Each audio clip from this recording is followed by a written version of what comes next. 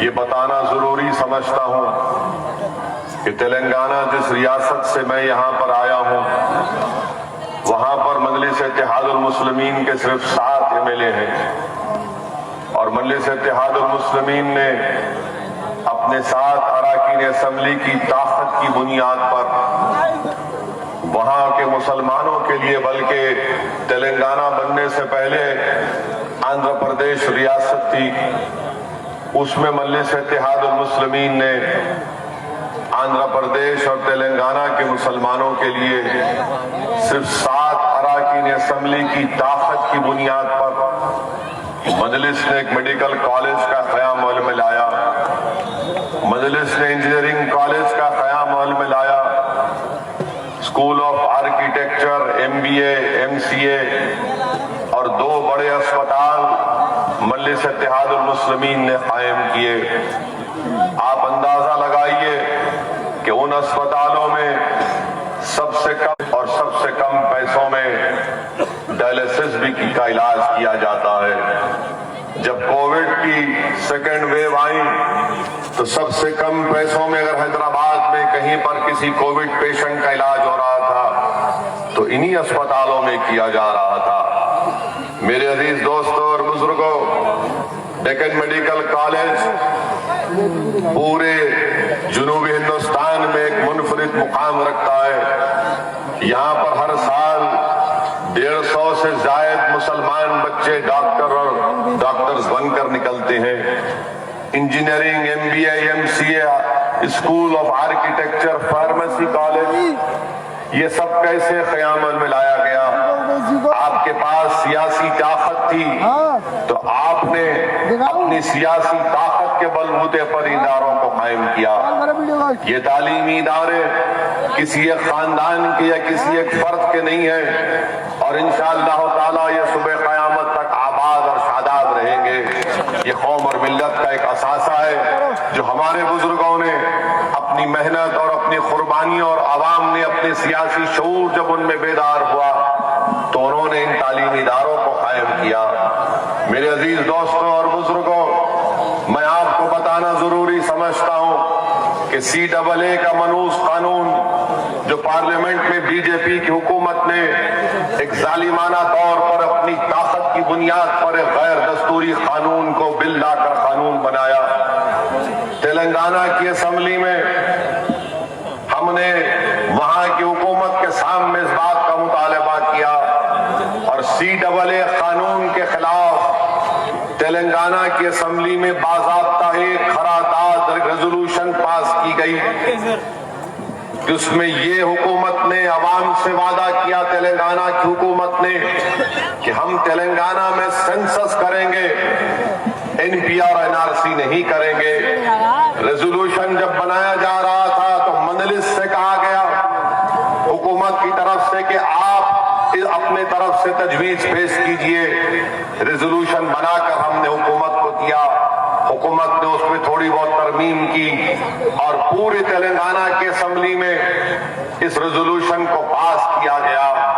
कोई कह सकता है कि मजलिस के 7 MLA थे तो मजलिस ने तेलंगाना की असेंबली में CAA कानून के खिलाफ रेजोल्यूशन को पास किया, मगर मेरे अजीज दोस्तों और बुजुर्गों, हैदराबाद की बल्दिया में मजलिस के 44 अराकीन बल्दिया थे तो पूरे भारत में अगर कोई एक बल्दिया थी, म्युनिसिपल कॉर्पोरेशन था जिसने CAA कानून के खिलाफ एक रेजोल्यूशन पास किया तो वो हैदराबाद की ग्रेटर हैदराबाद म्युनिसिपल कॉर्पोरेशन में मजलिस इत्तेहादुल मुस्लिमीन के सिर्फ 44 अराकीन बल्दिया थे। हमने CAA जैसे काले कानून के खिलाफ एक रेजोल्यूशन को पास किया। मेरे अजीज दोस्तों और बुजुर्गों, याद रखिए, अगर आपके पास सियासी ताकत होगी तभी आपके मसाइल हल होंगे।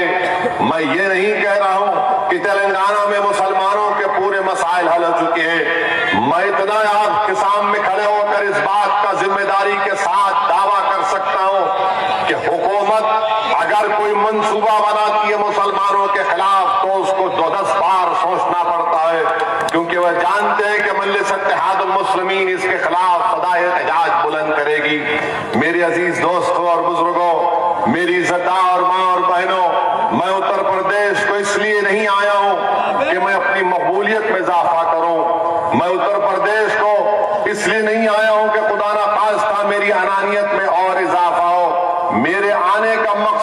सिर्फ यही है। और इंशाअल्लाह ताला जब तक अल्लाह सुब्हानहू ताला मुझे जिंदा रखेगा, मैं बार बार उत्तर प्रदेश और भारत के कोने कोने में जाऊंगा, क्योंकि मेरा मानना यह है कि भारत की जमहूरियत, भारत का आईन जिसको बाबा साहिब अम्बेडकर ने बनाया, मुसलमानों को, दलितों को, आदिवासियों को इस बात की इजाजत देता है कि वो अपनी सियासी क़ियादत को बनाए। और अब जब सियासी क़ियादत आपकी बनेगी तो आप अपने मुक़द्दर के फैसले आप खुद कर पाएंगे। मेरे अजीज दोस्तों और बुजुर्गों, यही काम करने के लिए हम मजलिस इत्तेहादुल मुस्लिमीन को उत्तर प्रदेश में उसका क़याम में लाया गया।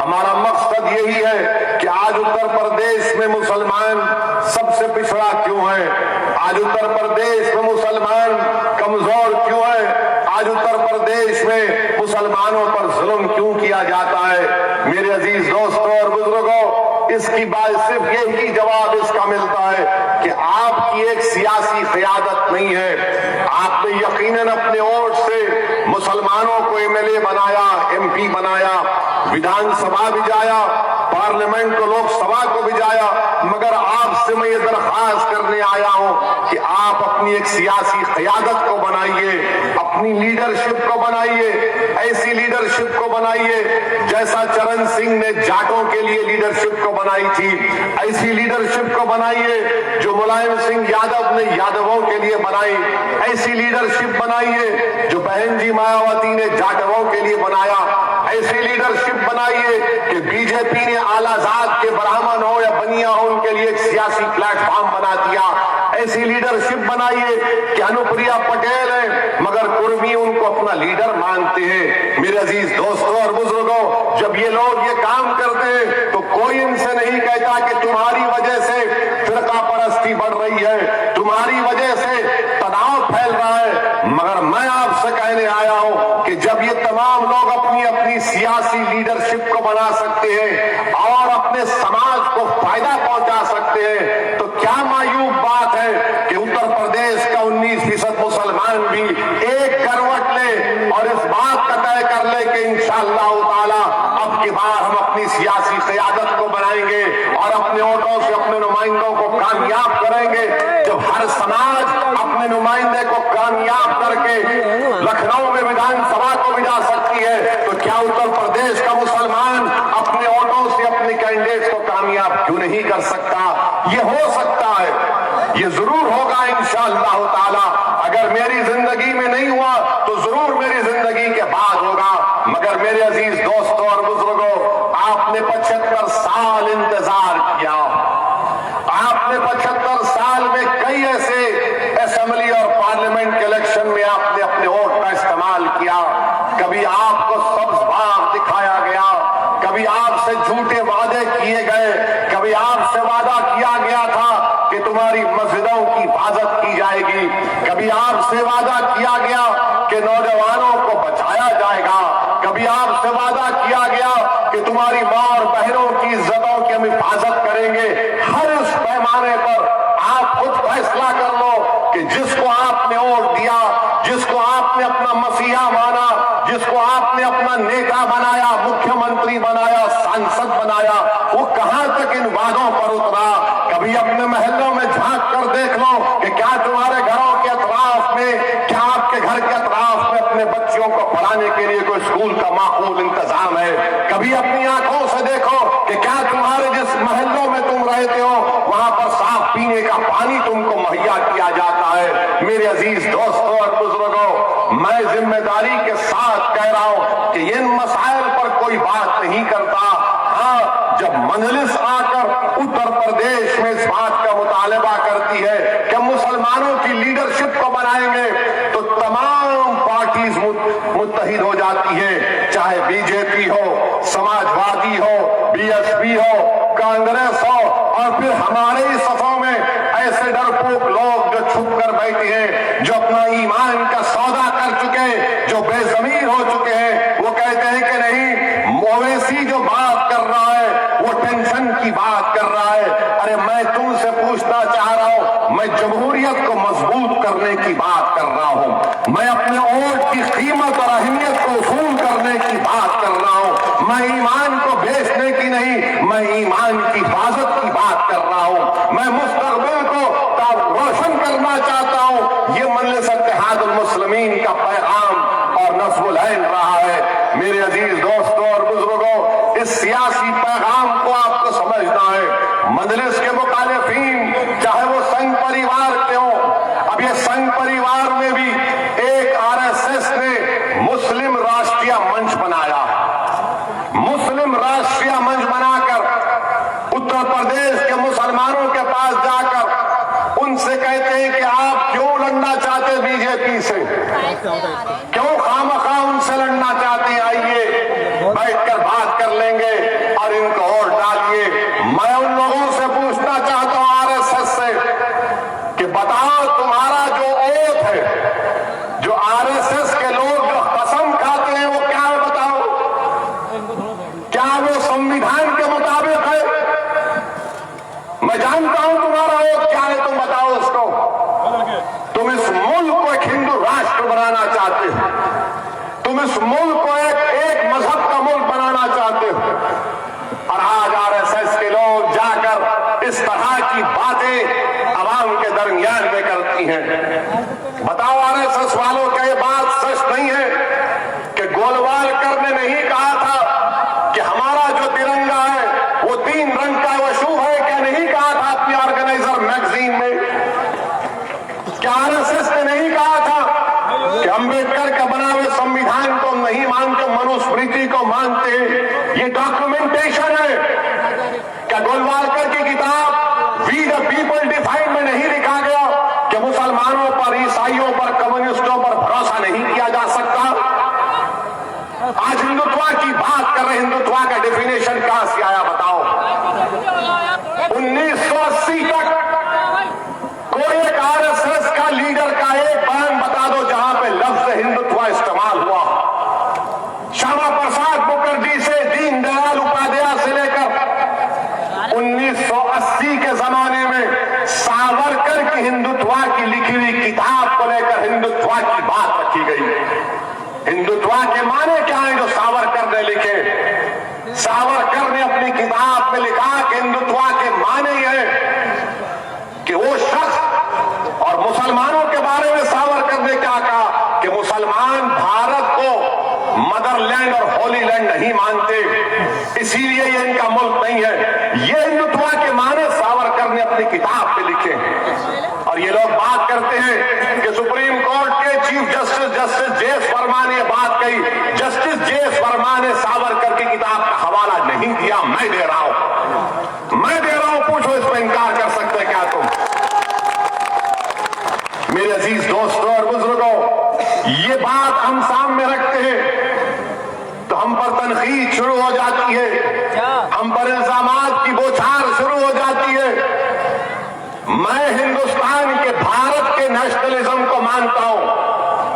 वो भारत के नेशनलिज्म में तमाम लोग शामिल हैं, जिसको अंग्रेजी का वर्ड है वो इंक्लूसिव है, इंक्लूसिव है।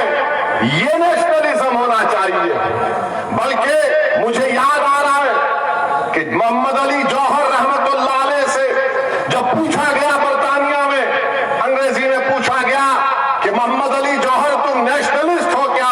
तो मोहम्मद अली जौहर ने कहा था कि मैं नेशनलिस्ट नहीं हूं, मैं सुपर नेशनलिस्ट हूं। हम मुसलमान सुपर नेशनलिस्ट हैं, मगर हम इंडियन नेशनलिज्म को मानते हैं। क्या कहा था नरेंद्र मोदी ने? हिंदू नेशनलिज्म की बात इंटरव्यू में नरेंद्र मोदी ने कही थी 2014 में। आपने नेशनलिज्म को भी तोड़ दिया। मेरे अजीज दोस्तों और बुजुर्गों, हद तो यह हो गई कि एक मोहतरमा को हमारा हाईएस्ट सिविलियन अवार्ड दिया गया। वो मोहतरमा टीवी के इंटरव्यू में कहती है कि देश को आजादी 2014 में मिली, 2014 में मिली। नहीं, थालियां मारने के लिए नहीं, सोचने बता रहा हूं। देखो आप, अगर वो बात मुसलमान कहता तो अब तक उस पर यूएपीए लग जाता। अगर वो बात मुसलमान कहता तो यूएपीए लग जाता, उसको जेल में डालने से पहले पुलिस स्टेशन में ले जाकर उसके घुटने के बाजू हजरत पुलिस और बोलते तूने गद्दारी की, मगर वो रानी है, आप महाराजा हैं, कोई कुछ नहीं करता। वो क्वीन है और आप कोई किंग है, आप कुछ नहीं करते। क्यों नहीं करते? अगर हमारे मुंह से अगर गलती से भी निकल जाता, किसी ने इंडिया पाकिस्तान के मैच में कुछ लिख दिया गलती से, तो बाबा ने कहा गद्दारी का इल्जाम लगा के जेल में भिजा दिया जाएगा। बोलो बाबा। मैं उत्तर प्रदेश के मुख्यमंत्री से पूछ रहा हूं, मैं देश के प्रधानमंत्री नरेंद्र मोदी से पूछ रहा हूं, क्या देश 47 में आजाद हुआ या 2014 में आजाद हुआ? बताओ। और अगर ये गलत है तो क्या देश के प्रधानमंत्री और उत्तर प्रदेश के मुख्यमंत्री गद्दारी का इल्जाम लगाएंगे सेडेशन का? क्या सेडेशन सिर्फ मुसलमानों के लिए? क्या सेडेशन सिर्फ नौजवान तालिब इल्म और तुलबा के लिए? क्या सेडेशन किसके लिए फिर? और फिर इससे बढ़कर बात यह कि यह संविधान के खिलाफ है। कैसे खिलाफ है? भारत के संविधान में एक फंडामेंटल राइट्स है, हुकूक है और एक ड्यूटीज है। नरेंद्र मोदी बार बार बोलते हैं ड्यूटीज, अपना ड्यूटी निभाओ। नरेंद्र मोदी जी, पार्लियामेंट में बल्कि संविधान में लिखा है कि इस बात को हमको तालीम दी जा रही है संविधान के जरिए कि हर भारत के रहने वाले के लिए, नागरिक के लिए जरूरी है कि वो मुजाहिदीन आजादी की इज्जत करें। डायरेक्टिव प्रिंसिपल्स में लिखा गया। बताओ तुम क्यों खामोश हो? खाली एक बयान आ गया बीजेपी से कि इस बयान से हम नहीं मानते। नहीं मानते तो फिर हम जब बोलते हैं तो हम पर मुकदमा क्यों? हमको भी कहो कि तुम्हारी बात को नहीं मानते, मगर तुम जो चाहे मन गलत बातें अनाप शनाप बकते रहोगे। अगर हम इजहार ख्याल करेंगे, हमारी राय तुमसे मुख्तलिफ होगी, तुमको पसंद नहीं आएगी तो जेल मेरा मुकद्दर या गोली मेरा मुकद्दर बना दिया जाता है। ये कौन सा इंसाफ है? इस पर कोई बात नहीं होगी। कल हम सुन रहे थे, मीडिया के दोस्त हमसे बात किए कि देश के वजीर दाखिला अमित शाह ने अपने आजमगढ़ की तकरीर में जैम का जिक्र किया। हमसे पूछा गया जैम, हमने कहा हम तो टोस्ट पर जैम लगा के खा लेते, तो कौन से जैम की बात कर रहे? हर बात में आजम खान। अरे क्या अमित शाह साहब, बगैर मुसलमान का नाम लिए रात में नींद नहीं आती क्या आपको? आपके पेट में इतना दर्द क्यों होता मुसलमान के नाम से? आप तो भारत के होम मिनिस्टर है ना, कि जैम में लगा दिया, आजम को ला लिया, मुख्तार को ला लिया। जिना के बारे में हमको क्या बोलना, हमको ताल्लुक ही नहीं, मगर हमारे से ज्यादा ये लोग बोलते जिना, हम नहीं बोलते। मुसलमान जिना नहीं बोलता कभी, मगर ये लोग बोलते, जिसमें सब शामिल है। आप बताइए कि देश के होम मिनिस्टर हैं और नाम ले रहे हैं किसका? हैदराबाद को भी आए थे, हैदराबाद को भी आकर बहुत हमारे बारे में तस्करा किया। हर जगह हैदराबाद जब कभी आते अमित शाह या तेलंगाना आते बोले ओवैसी ये, ओवैसी ये। हमने कहा हाँ, पूरे भारत के अगर कोई लैला है तो उसका नाम अकबरुद्दीन ओवैसी के सबसे मशहूर है।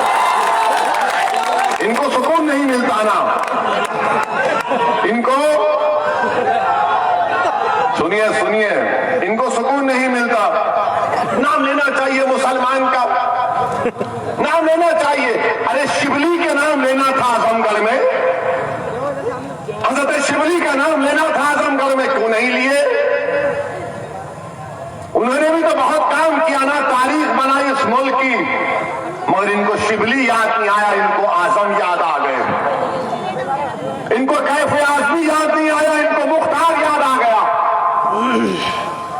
अच्छा ये बताइए होम मिनिस्टर साहब, आपने ये बताया कि ये मुसलमान क्रिमिनल है जो हम नहीं मानते आजम को क्रिमिनल। कोर्ट ने भी कोई फैसला नहीं दिया, कोर्ट जब फैसला देगा देगा, मगर हमको ये बता दीजिए कि आपका होम मिनिस्टर, आप ही के मिनिस्ट्री में मिश्रा साहब मिनिस्टर है, उनका बेटा क्या जेल में फूल बेचने के लिए गया? जेल में उनका बेटा किस लिए जेल में है बताओ अमित शाह? उनका बेटा जेल में इसलिए है क्योंकि उसने 4 किसानों को अपनी गाड़ी से रोन दिया, अपनी राइफल से गोली चलाकर उनका कत्ल किया, और आप उसको अपना मंत्री बनाकर अपने बगल में बिठाकर लखनऊ में कहते कि मैंने टेलीस्कोप से दूर दूर तक देखा, कोई क्रिमिनल उत्तर प्रदेश नजर नहीं आया। तो किसी ने कहने वाले ने कहा अमित शाह बाजू खड़ा है, तुम सामने देख लो बाजू खड़ा है।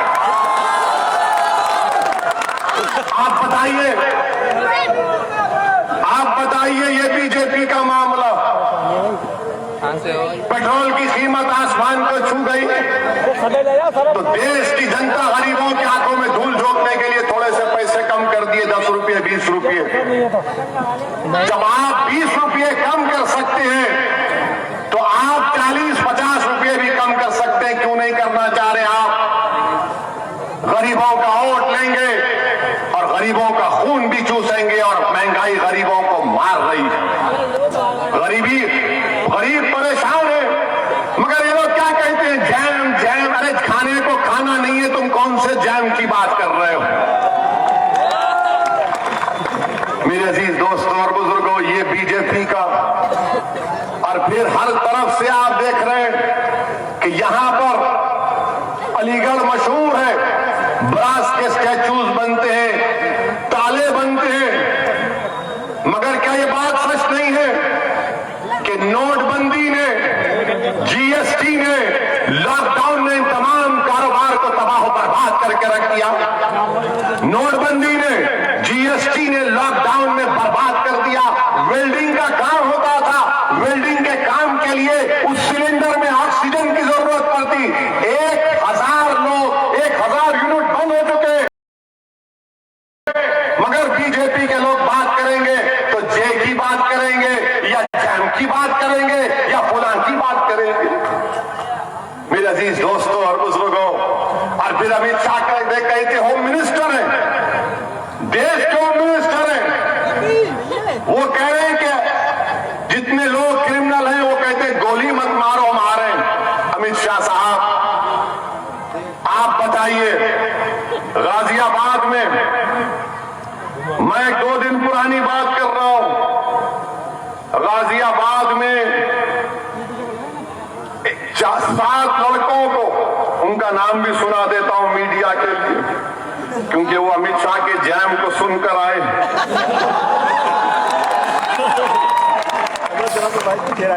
गाजियाबाद लोनी में मुस्तकीम, सलमान, मोनू, इंतजार, आरिफ, नाजिम और बोलो, इनको गाजियाबाद के स्टेशन इंचार्ज राजेंद्र त्यागी ने और वहां के इंस्पेक्टर ने ले जाकर इनके घुटनों के पास गोली मारी, छोटी सी, बड़ी नहीं, छोटी सी गोली मारी, और कहा कि लोग गाय की स्मगलिंग कर रहे थे, गाय की।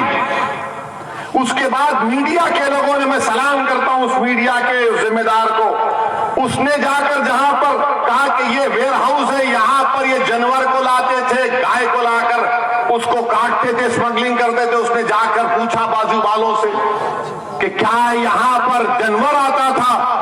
तो उसने कहा नहीं, ये तो स्क्रैप बेचने का जगह है। जब सबने कह दिया कि कुछ नहीं आता था, ये तो स्क्रैप बेचने की जगह है, माने जहां पे इनकाउंटर हुआ वहां पर बाजू, तो फौरन योगी आदित्यनाथ की सरकार ने क्या किया? राजेंद्र त्यागी का ट्रांसफर कर दिया, राजेंद्र त्यागी का ट्रांसफर कर दिया, इंस्पेक्टर का ट्रांसफर कर दिया। और अमित शाह बोल रहे हैं कि गोली मारते हैं। ये गोली मार रहे हैं आप, ये गोली मार रहे हैं आप मुसलमानों को,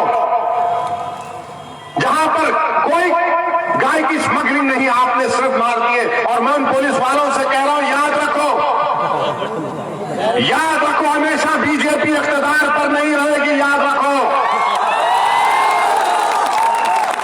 याद रखो मेरी इस बात को। अगर तुम यकीन नहीं कर रहे तो मणिपुर का एक केस सुप्रीम कोर्ट में चल रहा है। मणिपुर की पुलिस ने 70 लोगों का इनकाउंटर किया, जो केस चल रहा है बरसों के बाद,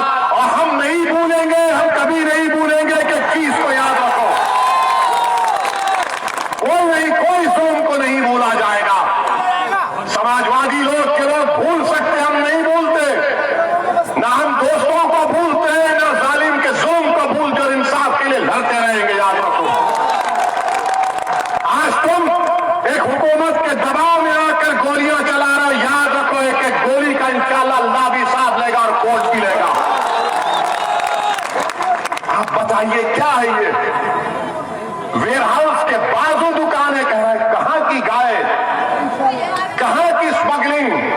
तो आपने रातों रात उनको ट्रांसफर कर दिया। अमित शाह जिक्र करते हैं आजम का, हम पूछना चाहते हैं अमित शाह, आपने अल्ताफ का क्यों जिक्र नहीं किया?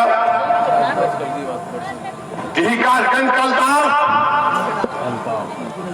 जिसको इल्जाम था कि कोई बच्ची को लेकर भागा, अल्ताफ को लाया गया पुलिस स्टेशन में और दुनिया को बताया गया कि 2.5 फीट की नल की ड्यूटी से अल्ताफ ने खुदकशी कर ली। अगर कोई पुलिस का काशगंज का जो सस्पेंड हुआ है, अगर वो मुझे ले जाकर उस बैतुल खला में टॉयलेट में अपने गले में रस्सी डालकर मुझे बताएगा कि इससे आदमी मर सकता है, और अगर मरने के करीब आया तो मैं खुद रस्सी निकाल लूंगा उसके गले से, बताओ हमको, बताओ हमको। 2.5 फीट की टूटी को कोई खुदकशी कर सकता है? और अल्ताफ की जान ले ली गई। वो काशगंज के दिन पुलिस के ओहदेदारों को सस्पेंड किया गया, वो नाकाफी है, उनको अरेस्ट होना चाहिए, 302 का मुकदमा लगना चाहिए, 302 का मुकदमा लगना चाहिए, मर्डर का चार्ज लगना चाहिए, उनको जेल को भिजाना चाहिए, मगर नहीं करेंगे क्योंकि मरने वाले का नाम अल्ताफ था, मरने वाले का नाम अल्ताफ था। अगर मरने वाले का नाम गुप्ता होता या आजाद का होता तो पुलिस भी सस्पेंड, पुलिस भी गिरफ्तार, मुख्यमंत्री पहुंच जाते उसके घर को, मगर मरने वाला मुसलमान है, इसलिए खाली सस्पेंशन पर बात या ट्रांसफर पर बात खत्म हो जाती है। मेरे अजीज दोस्तों और बुजुर्गों, तरफे तमाशा ये है कि 2:30 बजे अल्ताफ की मौत होती है और 4 बजे 1.5 घंटे के बाद काशगंज की बहादुर पुलिस योगी आदित्यनाथ की गवर्नमेंट में 2:30 बजे अल्ताफ की मौत और 4 बजे अल्ताफ के खिलाफ उल्टा FIR किया जाता है। और अल्ताफ की मौत कौन की? FIR में क्या लिखते हैं कि नामालूम पुलिस वालों ने, नामालूम पुलिस वालों ने अल्ताफ को मार दिया। अच्छा, ये क्या आसमान से आए थे कि अल्ताफ को खुदकुशी देकर उड़ के चले गए, या नागपुर से आए थे? कहां से आए थे? नामालूम, अंग्रेजी में कहा अनडिस्क्लोज्ड, अननोन पीपल। वाह बाबा, क्या सरकार चला रहे आप। ये मजाक एक इंसान के एक बाप को अपने बेटे से महरूम कर दिया गया और बाप से खाली पेपर पर अंगूठा ले लिया गया और लिख दिया गया कि इसका बाप तो खुश है हमसे। आज जिस तरह देश की जनता योगी और मोदी से खुश है, सब खुश है, फिर सबको आप अंगूठे पे दबा दो और ले लो। मगर एक बाप ने तो अपने बेटे को खोया है ना। और याद रखो, जो लोग जुल्म करते हैं, अगर मैं भी जुल्म करता हूं तो मुझे अल्लाह कभी नहीं माफ करेगा। अल्लाह सुब्हानहू व तआला जालिम के जुल्म को कभी नहीं बर्दाश्त करता। और एक मजलूम की आंख में जब आंसू आते हैं तो अल्लाह की रहमत जोश में आ जाती है। तुमने एक बाप से उसका बेटा छीना, इंशाअल्लाह ताला अल्लाह इंसाफ करेगा। अल्लाह की लाठी में देर है, अल्लाह की लाठी में आवाज है, याद रखो। तुमको मालूम भी नहीं होगा, तुमको मालूम भी नहीं होगा जिन्होंने अल्ताफ को मारा, जो जुल्म कर रहे हैं, चाहे किसी मजहब के हो, डरो अल्लाह से, डरो कुदरत के निजाम से। जुल्म करने वालों, फिरौन भी जुल्म किया, नमरूद भी जुल्म किया, यजीद भी किया, मगर इनका जुल्म खत्म हो गया। दुनिया में नाम हक का था, हक का रहेगा। दुनिया ने मजलूमों को इंसाफ दिला, इंसाफ मिलेगा इंशाअल्लाह होता। मेरे अजीज दोस्तों और बुजुर्गों, और फिर आप ये भी देखते हैं कि लोग बार बार मुझसे कहते हैं कि सेकुलरिज्म की बात, लोग बार बार कहते हैं कि असदुद्दीन ओवैसी तुम सेकुलरिज्म को कमजोर करना चाहते हो। मेरा उनसे एक सवाल है, जरा ये बता दो कि जब 3 अक्टूबर को आमिर खान ठेला बंडी पर अपने कपड़े बेच रहा था तो 2 लोग आकर उसको मारते हैं कि कहा ये नारा लगाओ JSR का, उसने नहीं लगाया तो उसको मारा और पीटा गया। फिर एक लड़का है नियाजी, फरमान नियाजी, बरेली का अलीगढ़ से जा रहा है ट्रेन में। ये देख लिया उसको ये लोग जो मुसलमानों से नफरत करते हैं, बल्कि मुसलमानों से नहीं बल्कि भारत से नफरत करते हैं, वो भारत के संविधान से नफरत करते हैं, वो भारत के प्लुरलिज्म, डाइवर्सिटी, भाईचारगी से मोहब्बत नहीं करते, नफरत करते हैं। उन्होंने इस फरमान नियाजी से कहा तेरे चेहरे पे दाढ़ी क्यों है, तू कुर्ता पैजामा क्यों पहना हुआ है? और जब उस बच्चे ने कुछ नहीं कहा तो उसके कपड़े फाड़ दिए। पूरी ट्रेन में कंपार्टमेंट में हो रहा है, ये किसी अलीगढ़ के किसी गली कूचे में अंधेरे में नहीं हो रहा है, ट्रेन में हो रहा है। इसको मारा और पीटा गया, इसके ऐनक को तोड़ दी गई और ट्रेन में सब बैठने वाले बैठकर तमाशा देख रहे हैं। किसी में इतनी हिम्मत नहीं हुई कि क्या कर रहा है तू, बच्चे को छोड़ दे। ये नफरत है, ये नफरत है ना। अगर हम किसी को देखते हैं कि अगर गली के कुत्ते को कोई मारता तो कहे मत कर ये हरकत, आप ये देखते हैं और आकर मुझे सेकुलरिज्म की तालीम देते हैं। कौन से सेकुलरिज्म की तुम बात करते हो मेरे सामने? कौन से? वो जो हरियाणा का बच्चा आज से 4 साल पहले हाफिज़ कुरान, जिसने कुरान को तरावी मुकम्मल करके ईद की तैयारी के लिए नए कपड़े लेकर दिल्ली को जा रहा था तो ट्रेन के कंपार्टमेंट में उसको चाकू से मारा गया, उसके भाई को। वो सेकुलरिज्म जो ट्रेन के कंपार्टमेंट से निकलता प्लेटफॉर्म पर कोई उठा नहीं सकता, उसका भाई जख्मी हालत में अपने भाई को 20 सीढ़ियां उठाकर लेकर जाता है, दम तोड़ देता है, वो सेकुलरिज्म। इसके बाद भी अगर मैं इसलिए कह रहा हूं, आपको कह रहा हूं, मैं मुखातिब भारत के मुसलमानों से हूं, मैं मुखातिब कोई सेकुलर पार्टी या बीजेपी RSS से नहीं हूं, मैं मुखातिब आपसे हूं। अगर मेरी एक बात गलत है तो आप मुझे पकड़ लीजिए। इसीलिए मैंने कहा कि भारत के संविधान में जो सेकुलरिज्म है मैं उसको मानता हूं, मैं सियासी सेकुलरिज्म को अपनी जूती की नोक पर भी नहीं रखता। भारत का सेकुलरिज्म संविधान का अलग है, जो हमारे मुजाहिदीन आजादी ने ख्वाब देखा था, जो वो खुद उस पर अमल करते थे, मगर ये सियासी पॉलिटिकल सेकुलरिज्म धोखे के लिए इस्तेमाल होता है। बताइए आप मेरे अजीज दोस्तों और बुजुर्गों, ये सेकुलरिज्म है कि उत्तर प्रदेश में कितने लोगों को गोली मारी गई, क्रिमिनल अगर पकड़े गए तो तब 31% गोली मारी गई, एनकाउंटर हुआ। क्या यह सेकुलरिज्म है कि उत्तर प्रदेश में मुसलमानों का लिटरेसी रेट 58% है? यह सेकुलरिज्म है। और मुस्लिम खवातीन का, महिलाओं का 50% है, यह सेकुलरिज्म है। तुम इस सेकुलरिज्म के नाम पर दोगे हो, किस बुनियाद पर आप वोट देंगे बताओ मुझे। या ये सेकुलरिज्म है कि हाई स्कूल में खाली मुसलमानों के 3% बच्चे, ग्रेजुएशन में सिर्फ 2% बच्चे, ये सेकुलरिज्म के नाम पर आप वोट देंगे? किस बुनियाद पर आप वोट देंगे? अगर उत्तर प्रदेश और भारत का मुसलमान इन चीजों को गौर नहीं करेगा, या आदाद शुमार को, डेटा को गौर करके सही फैसला लो। आपने तो कसम खा ली है। हम जिस मिलते हैं तो बोलते हैं असद साहब आप बहुत अच्छा बोलते हैं, पार्लियामेंट में दबा कर बोलते हैं, टीवी पर बहुत अच्छा बोलते हैं। हम जब आप टीवी पे आते हैं हम लोग सब घर के लोग बैठकर देखते हैं। मैंने पूछा क्या मैं कोई गुलकार हूं कि आप मुझे देखकर मेरे गाना सुनने के लिए बैठते हैं?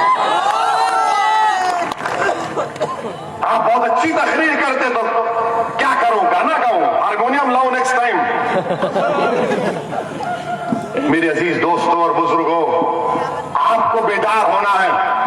जिस दिन आप बेदार हो जाएंगे, आपकी वोट की अहमियत भी नहीं है। मैं कह रहा हूं आपको, उत्तर प्रदेश में मुसलमानों की वोट की कोई अहमियत नहीं है, कीमत नहीं है। अगर तुम्हारे वोट की कीमत और अहमियत होती तो अमित शाह ये जबान इस्तेमाल नहीं करते। अगर तुम्हारे वोट की कीमत होती तो आजम खान जेल में नहीं होते। अगर तुम्हारे वोट की कीमत होती तो तुम्हारे बच्चे स्कूलों में होते। तुम्हारे वोट की कीमत होती तो तुम पर गोलियां नहीं चलाई जाती, तुम पर फूल बरसाए जाते।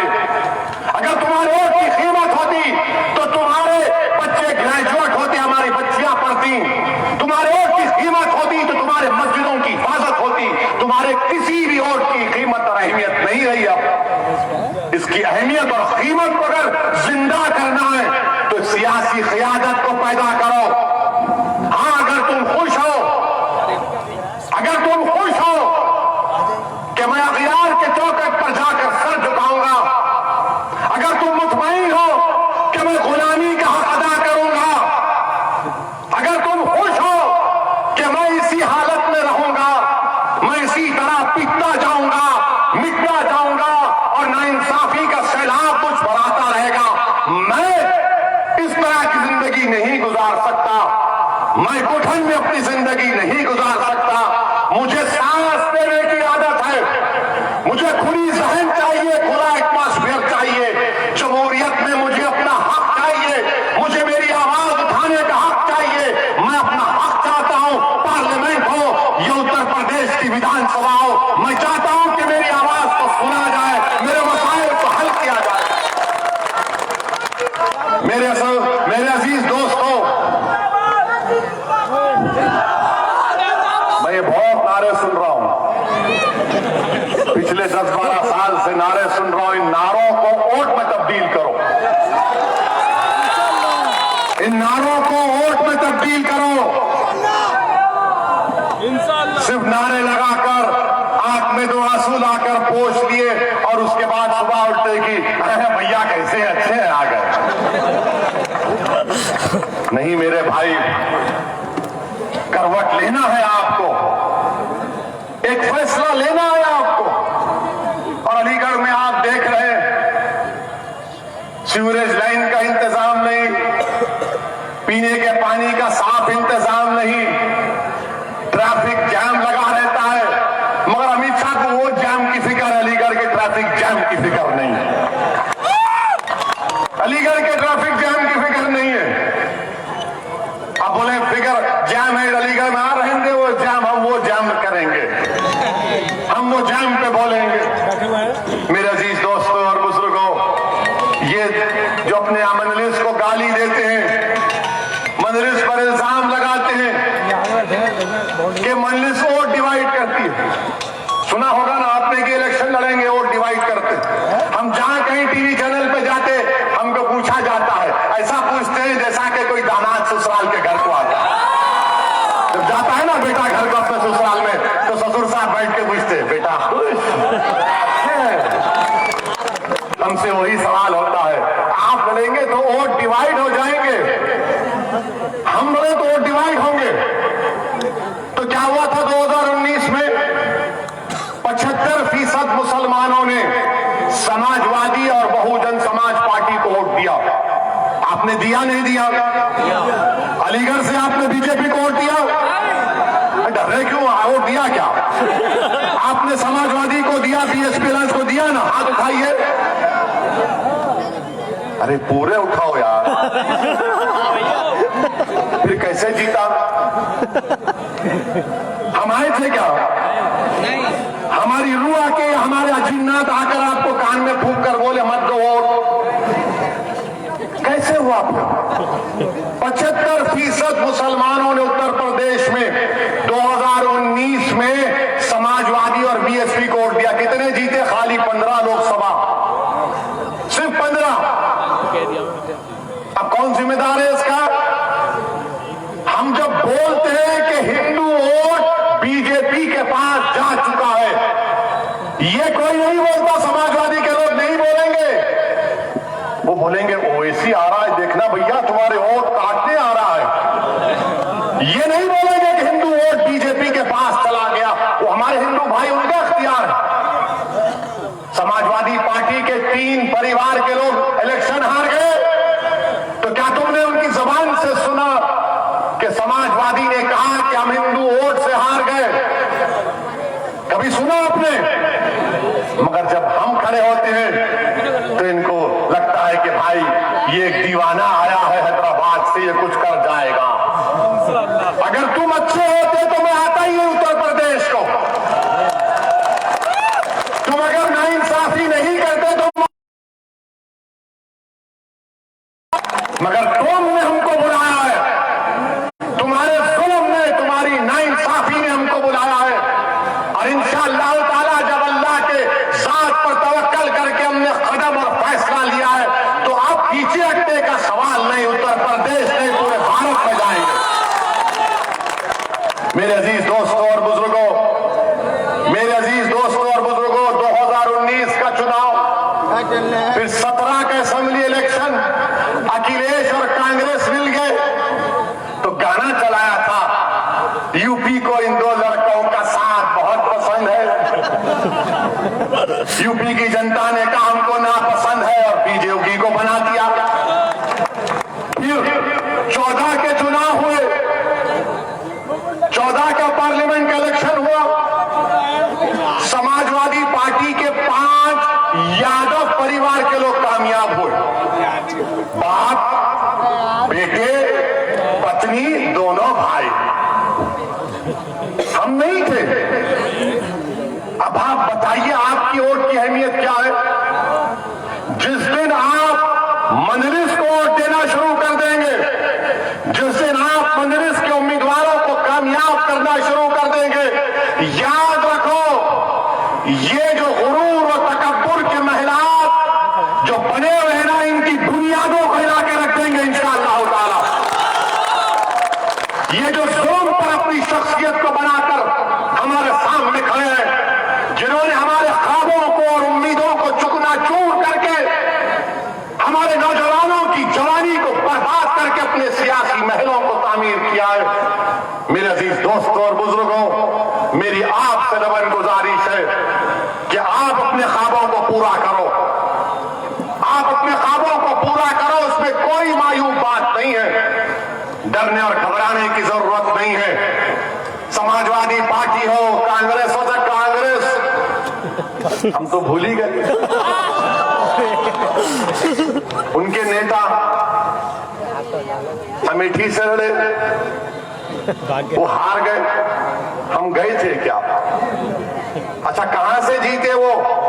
जुनूबी हिंद से, उस कॉन्स्टिट्यूंसी से जीते जहां पर 30% मुसलमान, वहां जीत गए। और ये साफ जब मजलिस की बात आती, नहीं नहीं नहीं, ये नहीं, ये ठीक नहीं, ये ठीक नहीं है। कांग्रेस पार्टी का ये हाल है, समाजवादी पार्टी का ये हाल है, मगर सब के सब चौधरी बने हुए सेकुलरिज्म के, और सब ये समझते हैं कि मुसलमान कहां जाएगा हमको छोड़कर, मुसलमान कहां जाएगा हमको छोड़कर। मेरे अजीज दोस्तों और बुजुर्गों, मैं आपको ये नहीं कह रहा हूं कि उनको छोड़कर मुझे अपना लो, मैं आपसे कह रहा हूं कि अपने आप को अपना लो, अपने आप को अपना लो, अपने बारे में सोचो। अब याद रखो मेरी इस बात को, ये जो फिरका परस्ती, ये फैशिज्म, ये मुसलमानों से नफरत की जो अंधेरे की रात है, ये रात लंबी रहने वाली है। उत्तर प्रदेश के अजीज लोगों, याद रखो, ये रात लंबी रहने